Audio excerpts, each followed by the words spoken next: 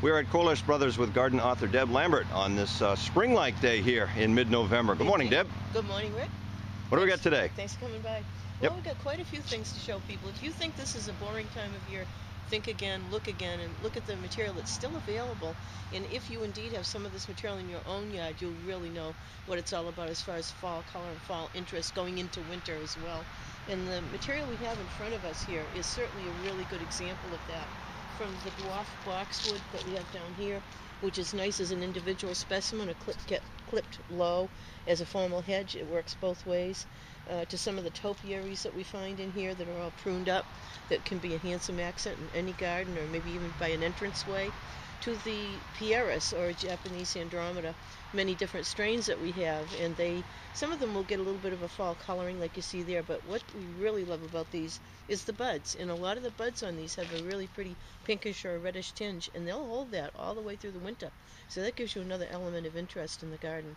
The winter berries over in here, we have a small group of them, and a lot of the winter berries will get up in the 6, 8, sometimes even 12-foot range, and quite wide and big growing. They need a lot of space, but there are some that are hybridized so that they're more dwarf. They may be 4 to 5 feet tall, so there is literally winterberry for every different particular small backyard. You also need to remember that you need a male in amongst the females to be the cross-pollinator so that you do get the good berry yield. And then as we kind of travel across over here, the other thing that catches my eye right off is that we have a different variety of winterberry, and this is quite an unusual color. Something in that kind of orangey gold color. It's called winter gold. It is also a large one. It's going to get up to 8 feet tall, 6 feet wide.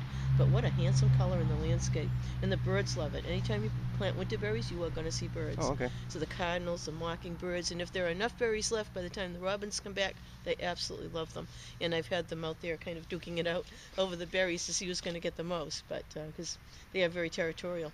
Right here is something that we talked about last time, which is a fat Albert spruce. Fat Albert spruce. Fat Albert, and that's All right. a wonderful plant, and it's going to top off at maybe 10 feet, maybe eventually 15, but it's just chunky and nice and full growing. It's a great accent, and you get that wonderful blue color, which is so valued in the landscape.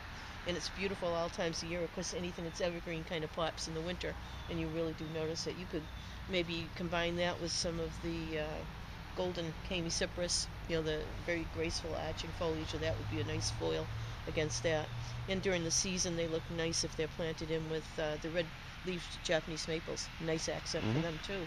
As we go along here, something that we also talked about before, but they're great plants, are the dwarf Alberta spruce, and they are wonderful for the smaller scale gardens. They can be focal points by a doorway. They can be on the corners of the building. They have a number of ways you can use them. And you can actually use them in pots as well, containers. I don't know of any nursery that would guarantee anything over winter in a container, but if you want to take the chance, which I have done, I have them going 10 years strong right now, and a pair of them planted, and they're absolutely gorgeous. If you take care of them properly, they'll be just fine if you get the right location and the proper care. As we move along here, another accent that you might not think about, some of the deciduous material gives us great accents in the fall and winter garden. This is red twig dogwood. It also has a variegated foliage. It's a variety called elegantissima. This is one that I've had for years, and it will take full sun to a partial shade. And what happens as we get into this time of year, as you can see, those stems are just turning that vibrant, deep, rich red, and they will retain that red color all the way through the winter. So if you have and this is a plant that will grow 7, 8 feet tall, maybe 6 feet wide. So if you're inclined to get in there and nip a few of those out to use in arrangements outside to give you that nice little red accent, I do that in my window boxes and with hollies and things that I scavenge from around the yard, do a little pruning, and they work out great for that too. And then again, just more of the dwarf Alberta spruce. Over to the right here in the background, if you can get a close-up of that, but those are the Alberta spruce that have been trained. They sometimes call them poodle form, but it's a topiary form. And there's a lot of care, and obviously it's a large-scale plant. It's been grown on for a number of years, and they do a lot of care in going in there and cutting out just the right amount of branches and sculpting it. It's quite an art form, it really is. And we had a spiral here, but evidently I think we probably moved it over the weekend, because I'm not seeing it, but they're gorgeous too. Very nice project to get into if you're a master gardener and want to get into doing something really interesting. You literally could take one of these small Alberta spruce and start sculpting it and training it yourself too. It's a fun project. And up in the background, a little further back, are more of those Andromedas that we talked about earlier. A lot of different colors in there. Some of the pale pink, some of the deep red. So you get a lot of color with them, and even rhododendrons. I mean, there's rhododendrons in there, great big fat buds on them. They're handsome in the wintertime. There's azaleas back there. We can't see everything from here, but there are azaleas back there that turn a beautiful burgundy. Stuart Stonier is my favorite one. It turns this great rich burgundy color, and it stays that way all winter long. Great red flowers in the spring. So there's a lot of choices this time of year.